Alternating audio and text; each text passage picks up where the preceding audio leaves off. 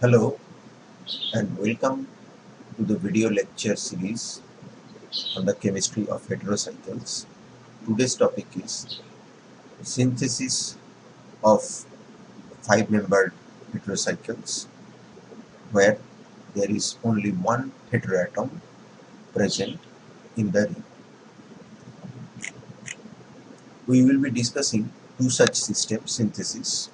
One is the furan where we have one oxygen atom in the five-membered ring, and the other is the pyrrole where we have a nitrogen. Both of these are aromatic heterocycles as we have already discussed. Furan is generally produced in industrial scale by the gas phase decarbonylation reaction of furan to carbaldehyde, which is also known as furfural. Furfural is prepared in very large quantities by action of acids such as dilute HCl or H2SO4 on the action on vegetable remains, mostly from oat hulls, husks, corn cobs, and these vegetable residues, they contain aldopenstose. From those aldopenstose, under the action of acid, we get furfural, which is separated by steam distillation, which is heated and decarbonylated to access the furan molecule. But that is an industrial preparation. In laboratory, there are other methods. The most famous one is the Paal-Knorr synthesis, which is named after Ludwig Knorr and C.L. Paal. So let us take a look into the retrosynthetic analysis of a furan nucleus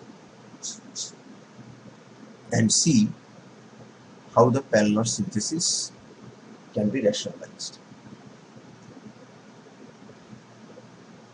So we have a generic furan nucleus here. There could be substituents present here, many different types of substituents, and this is considered to be a cyclic ether. So if this is a cyclic ether, then we can think that it has come from the dehydration of the corresponding alcohol. So it stands to reason that if we have a molecule like this, then it will be dehydrated under specific condition to give you the furan nucleus. Just as two molecules of ethanol under specific condition can be dehydrated to give you diethyl ether,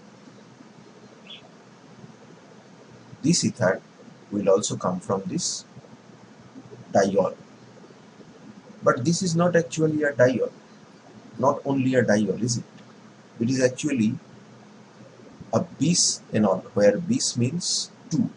That means we have an enol on this side and we have an enol on that side. Now enols, as we know, are unstable molecules. Therefore, we must think in terms of the structure corresponding keto structure. So that must be the precursor molecule which under specific condition can behave like a bis enol, and that is nothing but a 1,4-dicarbonyl compound. And there are lots of methods that we know about that can lead to 1,4-dicarbonyl compounds from suitable precursors. Here we have disconnected at two different positions. One is the central bond being targeted, that is the A, and the other is one of the C2C3, one of the C1, C2 bonds are being targeted, that is the B. And if we have this A disconnection, there is a central disconnection. This one here is a D2 molecule, that's a logical molecule, and that's a D2 synthon, that is the logical synthon, and here we have a A2 synthon, that is the illogical synthon. Why this is called D2? Why this is logical? Why this is called A2? Why it is called illogical? We have already discussed. Please make sure that you understand properly this nomenclature. On the other hand, if I am to disconnect at this position, I will be assigning a plus charge here, and in that case I will get a A3 logical synthon and a negative charge here that will give rise to a D1 illogical synthon. Now this is pretty clear, and we also know this, this 1,4-dicarbonyl represents dissonant systems. So if we are to synthesize this type of dissonant systems, there will have to be the use of illogical electrophiles or illogical nucleophiles. Like here we have a illogical electrophile, and here we have a illogical nucleophile.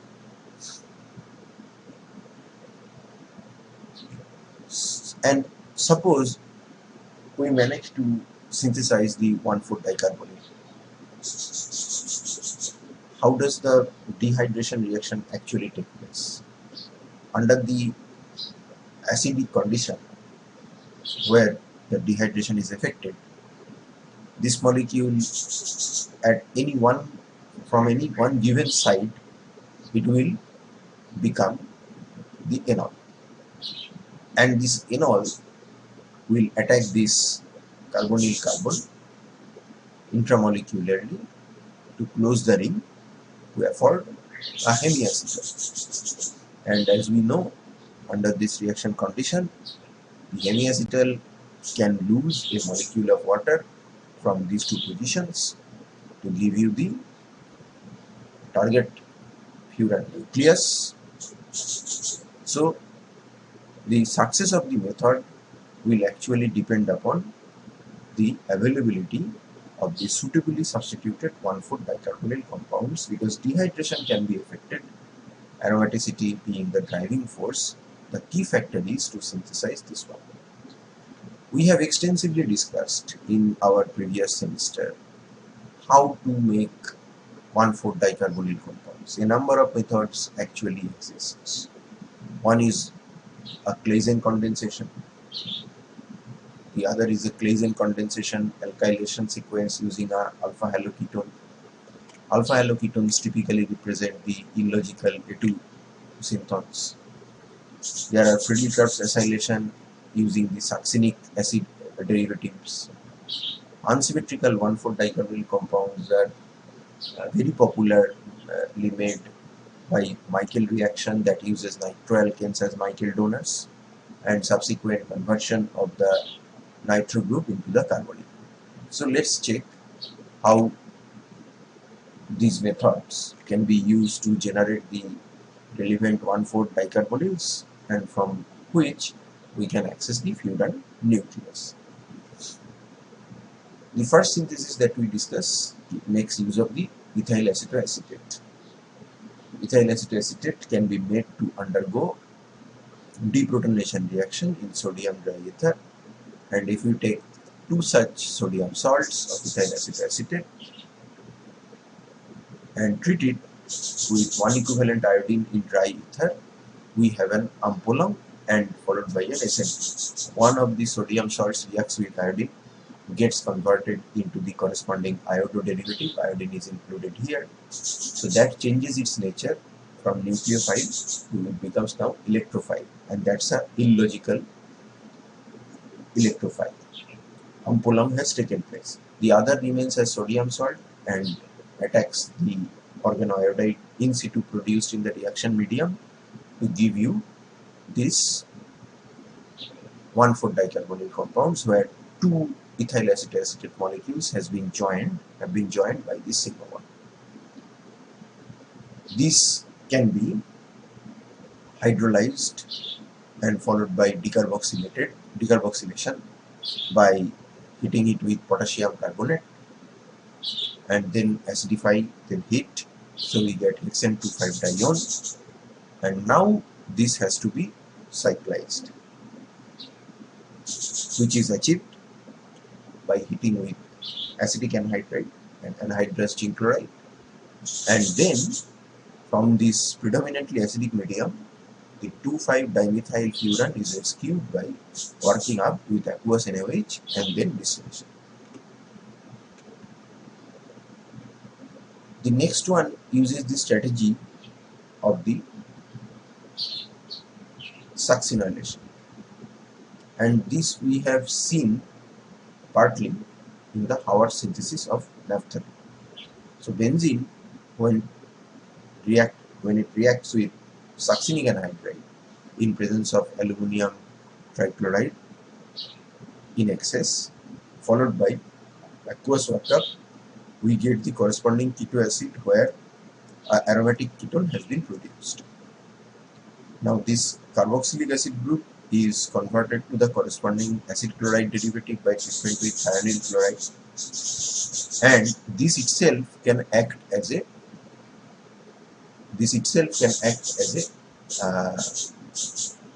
acylating agent.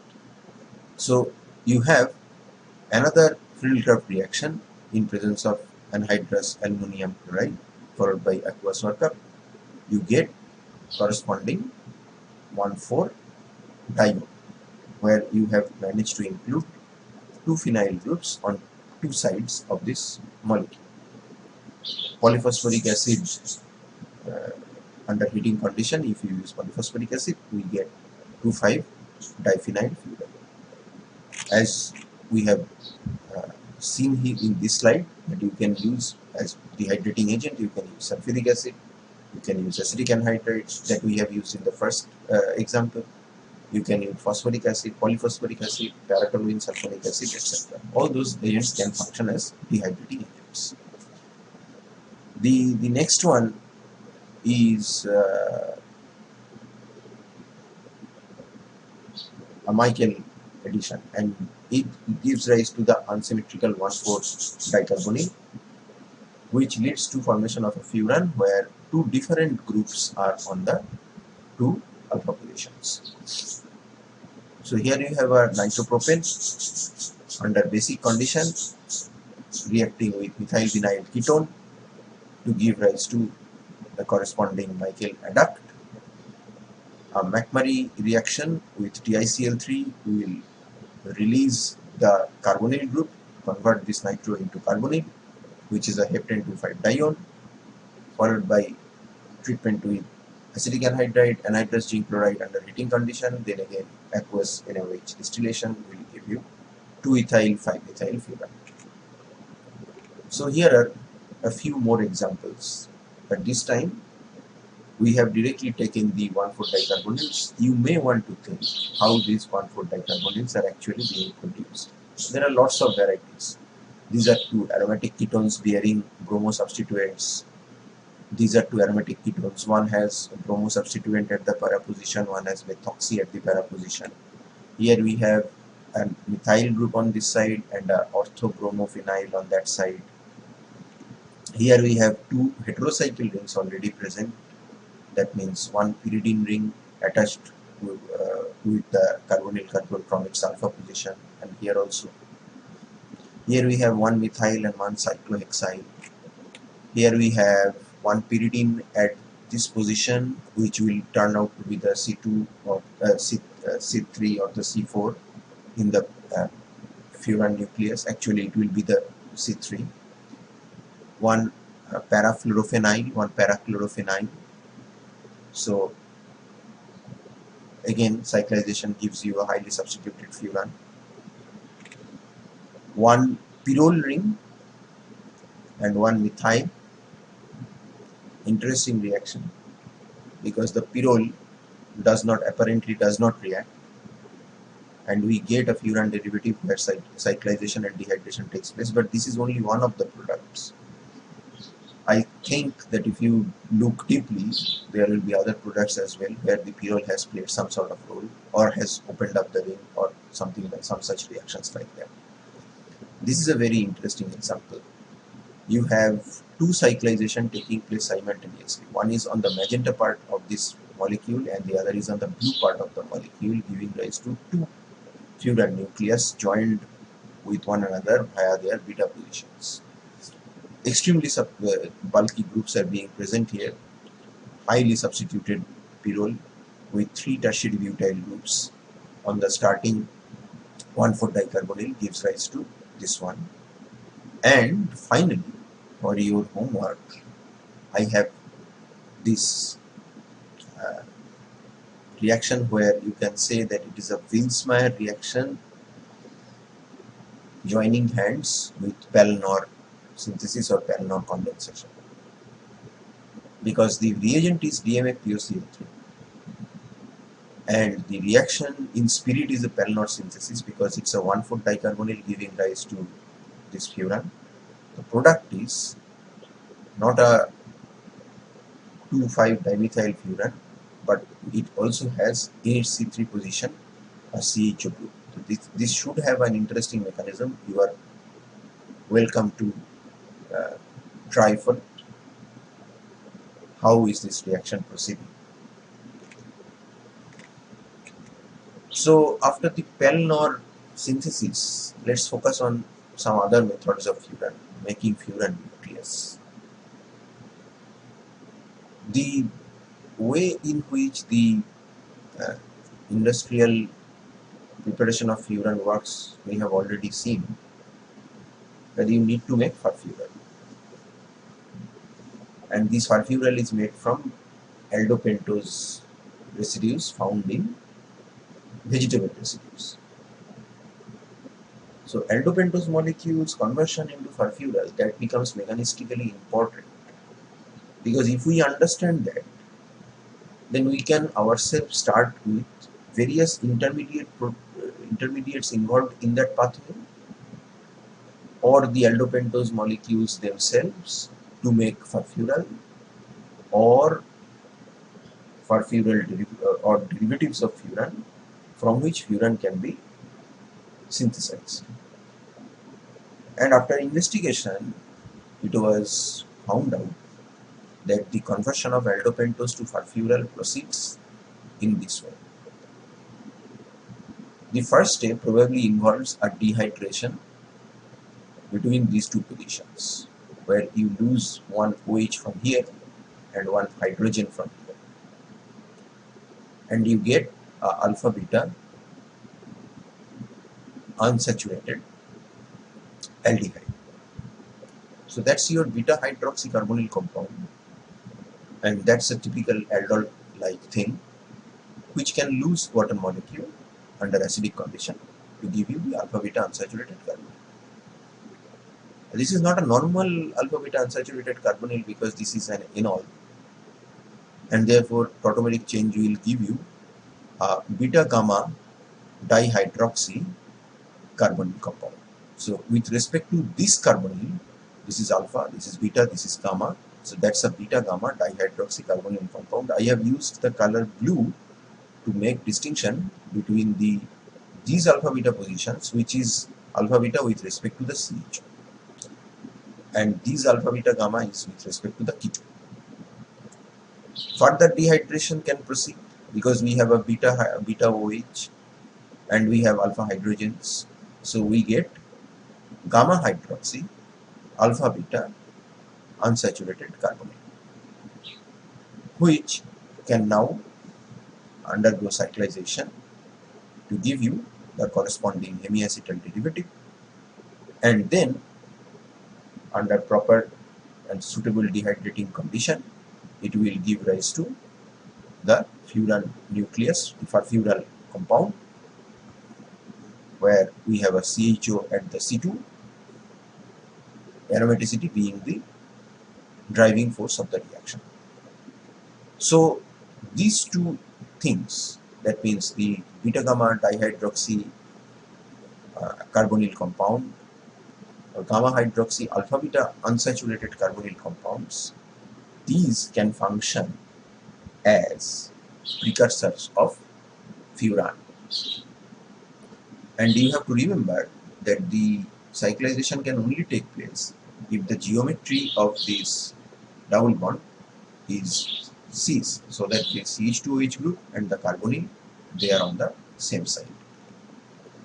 So from this mechanistic analysis, we can identify that this gamma hydroxy alpha beta unsaturated carbonyl compound, this beta gamma dihydroxy carbonyl compound, both of which can function as precursors of furan derivatives.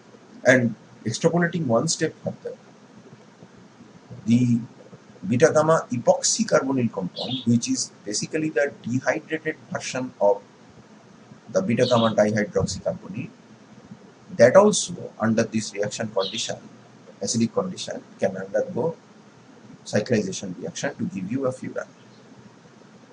And that makes sense because this one being the dehydrated form of the beta gamma dihydroxy carbonyl compound, just as we have seen that epoxides are dehydrated forms of glycols in our discussions relating to pinacolon rearrangement. So let's see how these methods hold up. We have taken 2 methylyl chloride. So that's basically an allyl chloride where we have, if this one is alpha carbon, this one is beta carbon, we have a methyl here. You convert it to the corresponding Grignard and then react it with an orthoester, ethyl orthoformate.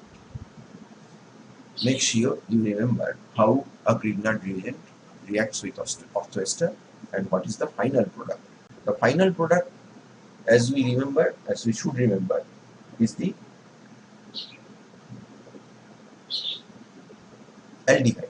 But before that, it is actually an acetal which is produced. We don't work this out. So we only get the acetal with a carbon-carbon double bond at a remote position. We can functionalize this carbon-carbon double bond by par-acid, and epoxidation will take place. So we get a epoxyaldehydes acetal. So that's basically, we actually have a masked CHO here, and that's the alpha position, that's the beta position, that's the gamma position. So that's a beta gamma epoxy aldehyde, and that aldehyde is masked as the CHO, as the acetal. Because if we have to treat this molecule with par-acid, and if we had the aldehyde here, then obviously Baeyer-Villiers type reaction, oxidation will take place. We don't want that, therefore we have treated this in the protected form. Now it is time to reveal the OH group here and the CHO group here so that they can cyclize, and that is very easily done with dilute sulfuric acid. Acetal hydrolysis takes place, you get CHO, epoxide ring opening happens, you get vicinal diol, and there will be in situ cyclization to give rise to 3-methyl furan. So that is a beautiful method for synthesis of this compound. Next we take the acetal of propargyl aldehyde and then deprotonate this acidic hydrogen from here with a Grignard reagent. So you get a magnetio derivative. This magnetio derivative is reacted with an electrophile, an aldehyde, and then worked up. Workup is in such a condition where the acetal is protected, only the magnesium alkoxide is protonated. Now you have an aldehyde present, we have alpha carbon, beta carbon, and on gamma carbon I have a OH. If you take a look at this compound, this gamma hydroxy alpha beta unsaturated carbonyl, this can be made very easily, and the situation can be made conducive for cyclization by stereoselective semi-hydrogenation of this carbon-carbon triple bond under Lindner catalyst, so that we only get the cis product, or we get the cis product as the major product. And this time again we reveal the aldehyde with a dilute acid. Acetyl hydrolysis takes place, and we get the gamma hydroxy alpha beta unsaturated carbonyl compound, which will lead to formation of the two substituted furan, and the identity of R will depend upon the aldehyde that you are using. Similarly, again the same methyl chloride we have taken, made the Grignard, reacted with propanol. We have unsaturated alcohol, epoxidize it with metachloroperbenzoic acid, followed by oxidation of the secondary alcohol into a ketone.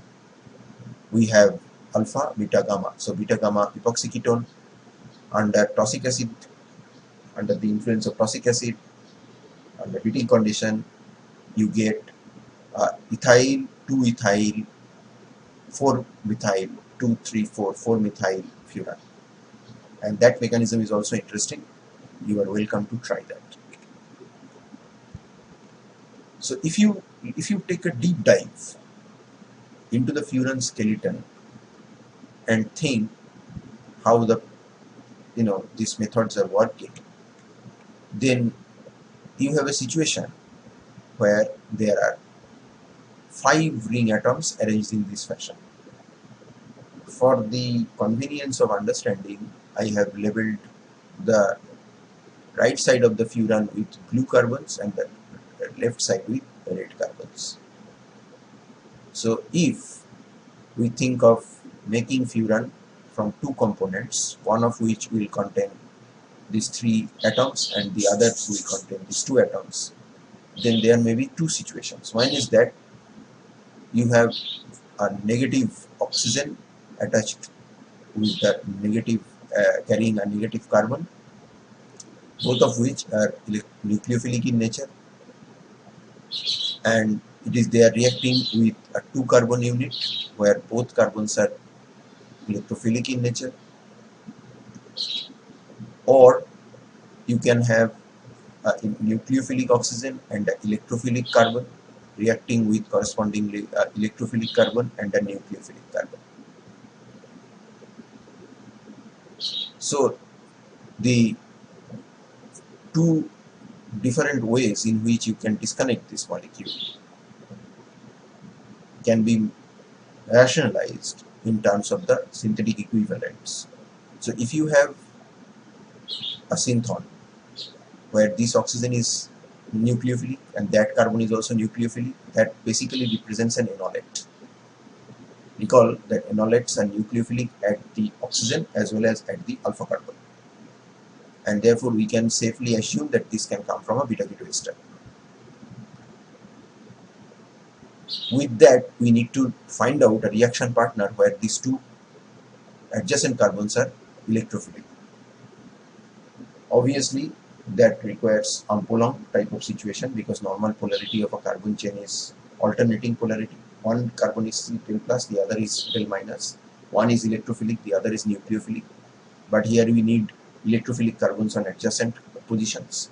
So alpha haloketone may be a solution. That's an Ampoulant reagent, as you know. The alternate combination where you have del minus on oxygen and del plus on this carbon on this synthon, you can think in terms of a alpha hydroxy ketone, because this carbon is electrophilic and that oxygen is nucleophilic. But that's again an Ampoulant situation. That's because you have del plus and del plus on these 2 carbons. And with that reagent, you need to add a synthon where you have nucleophilic carbon attached with electrophilic carbon. That should not require Ampoulant. Of course, beta-keto ester or an ester group attached to C triple bond C, alkyne unit, that will serve your purpose. And these are, obviously not Ampoulant. Here you have Ampoulant and here you have Ampoulant. one reagent is logical, the other reagent is illogical. One synthon is logical, the other synthon is illogical. So when we follow the case A, the outcome is known as the Fiest-Benary synthesis. So the Fiest-Benary synthesis is basically a reaction of the beta-keto ester with the alpha haloketone. The beta-keto ester supplies the three ring elements, and the other reagent, the alpha haloketone, supplies the 2 ring elements. So we can expect aldol type condensation here, where we get an enolate. This reacts on this carbon. We get the enolate compound. From this enolate, we can have intramolecular O alkylation, so that a cyclization takes place. We get the corresponding furan precursor, which will now lose a molecule of water from the right side of this adduct and give rise to the furan nucleus, where the beta-keto ester has supplied this part and the alpha haloketone has supplied that part. So the identity of R can be controlled by the alpha chloroketone. But there is a complication here. Instead of a aldol type reaction, what may happen is first the SN2 can happen. That means you deprotonate it, but instead of the anion reacting here, that anion can choose to react at the alpha position and displace the halide. And as we know that alpha halocarbonyl compounds are very susceptible to nucleophilic attack because of the lowering of the LUMO and etc. For various reasons that we have talked about, this is a very susceptible system to nucleophilic displacement. If that happens, then you are going to end up with a 1,4-dicarbonyl, which can be made into a furan nucleus by the so-called Paal-Knorr cyclodehydration thing. But that will not be the furan nucleus that you are supposed to get using these two compounds via the Fiest-Benary synthesis. So Fiest-Benary and Paal-Knorr, because these two same reagents has the capacity to generate a 1,4-dicarbonyl in situ in the reaction medium, these two methods can give rise to isomeric furans. Look at the position of R here. R is on this alpha carbon when you do the Fiest-Benary, but if somehow Paal-Knorr mechanism takes over, the R ends up at the beta carbon. So it's an isomeric furan derivative that you get. So this is a possible complication. We have to think very carefully about applying Fiest-Benary, and proper reaction conditions has to be set up so that the Paal-Knorr cyclodehydration or the formation of this 1,4-dicarbonyl is actively discouraged. That means SN2 must not be promoted at first. We must first promote the aldehyde condensation. We will see how this reaction goes. So let's first check the effectivity of the Fiest-Benary method. You have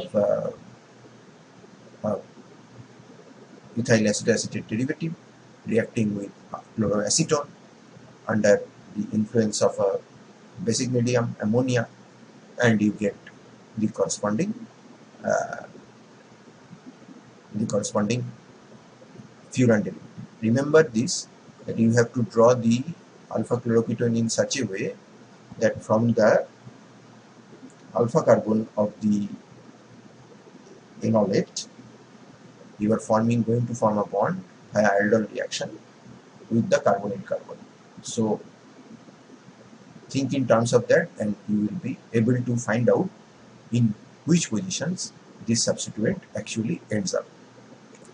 The next one uses chloroacetaldehyde. Obviously on this part you will get no substituents, but on that part you will get the corresponding CO2 and N. So that's just ethyl acetoacetate, and it has supplied the right hand side, this part of this molecule, that part, the left part of this molecule. The right part of this molecule is coming from chloroacetaldehyde.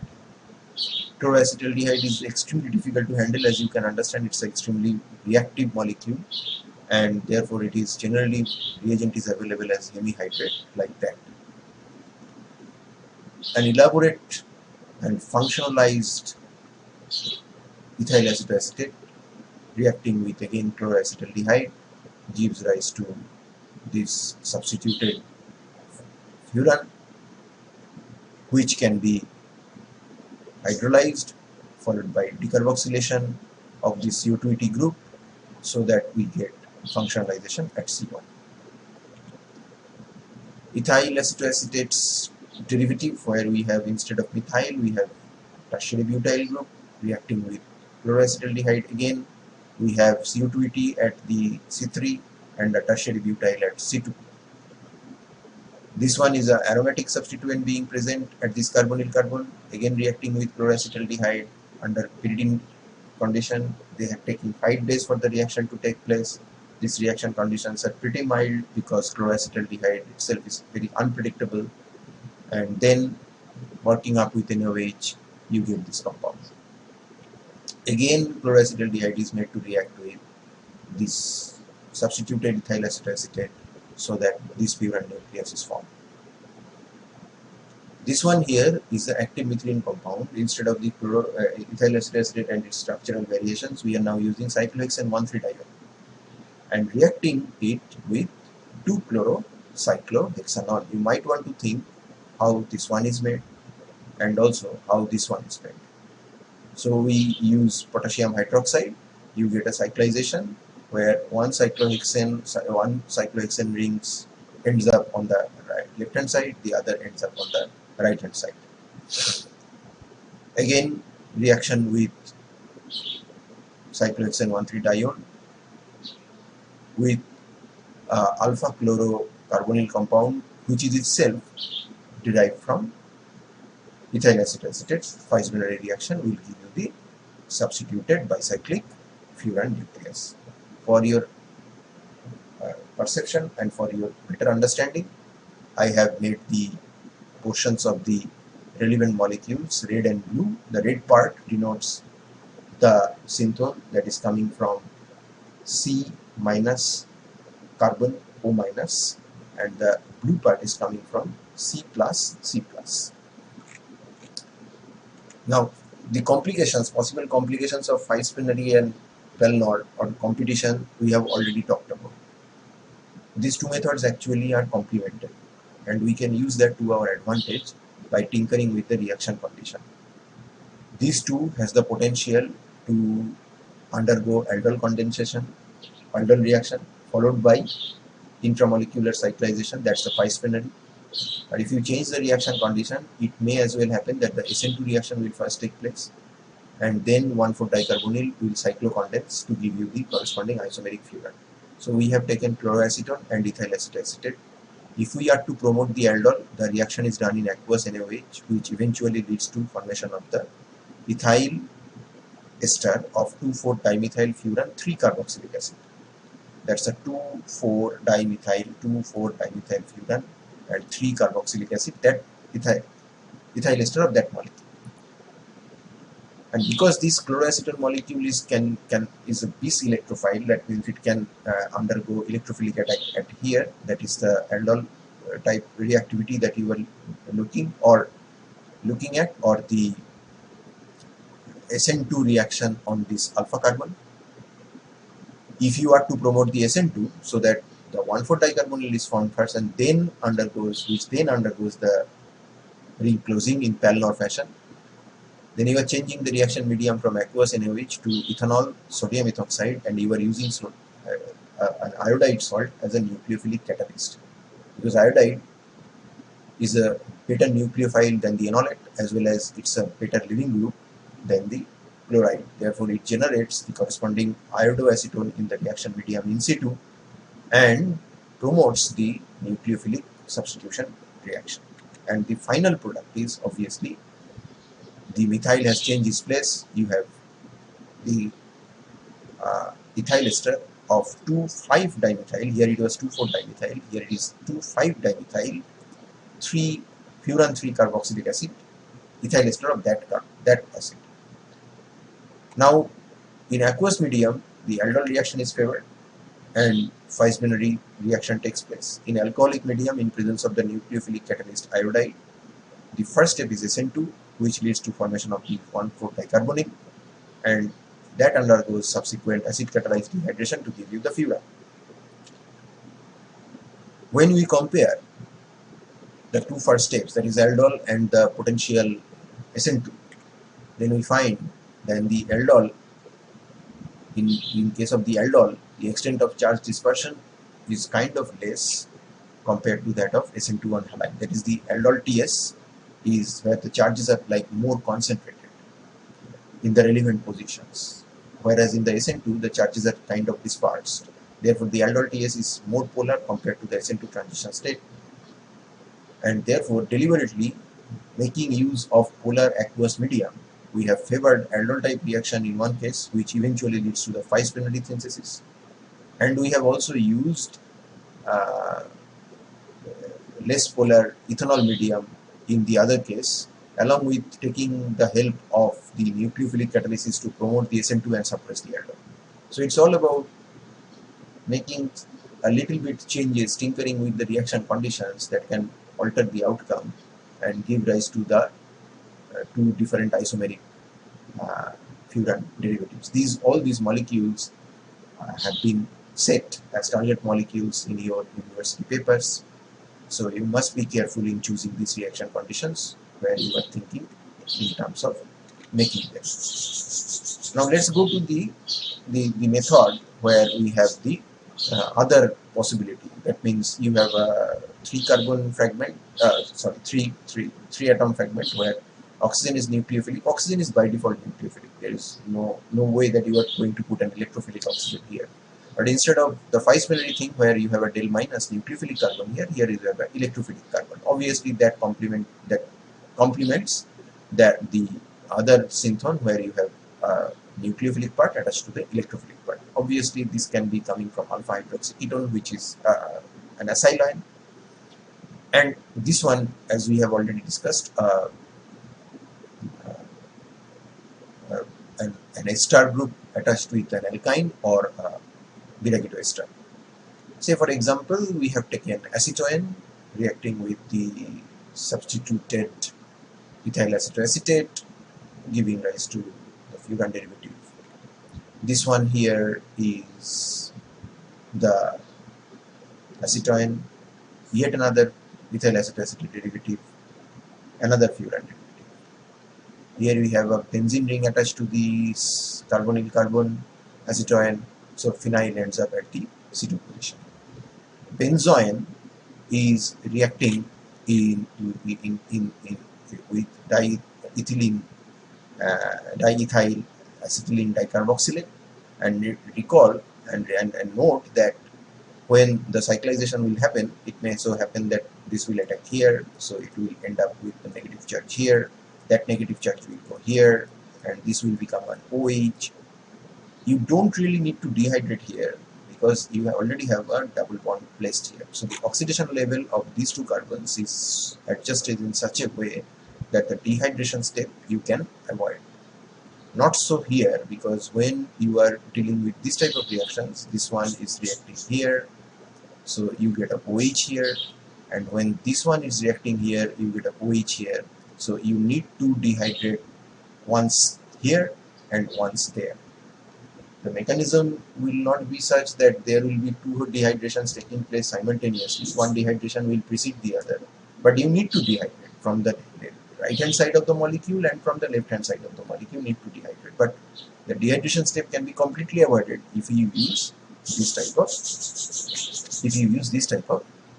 system, and that's exactly what has happened. In the similar way, you can look for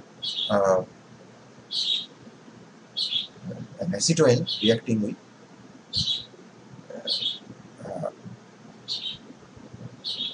dinitrile derivative of malonic acid. So this is malononitrile, so that you get two cyanides.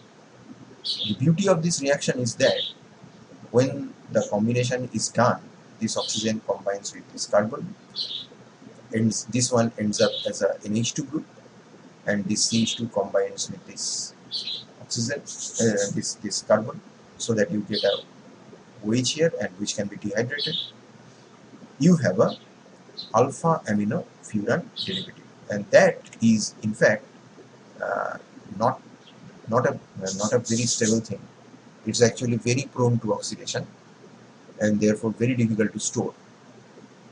But here, the presence of this cyanide group at C3 offers significant resonance stabilization for this molecule, which is responsible for the stability of this aminofuran. Aminofurans are generally very unstable, but extended conjugation provides some sort of stability which makes this synthesis possible. So we conclude this installment of our video lecture series here. In the next class, we will be talking about the synthesis of the other 5-membered heterocyclic ring featuring one heteroatom, that's the pyrrole, the ways in which pyrrole can be made, and the similarities and dissimilarities of those methods with the methods that we have seen for the reaction for the synthesis of furan. I hope that you have enjoyed this lecture. I thank you for your patience, and I will be seeing you in the next one.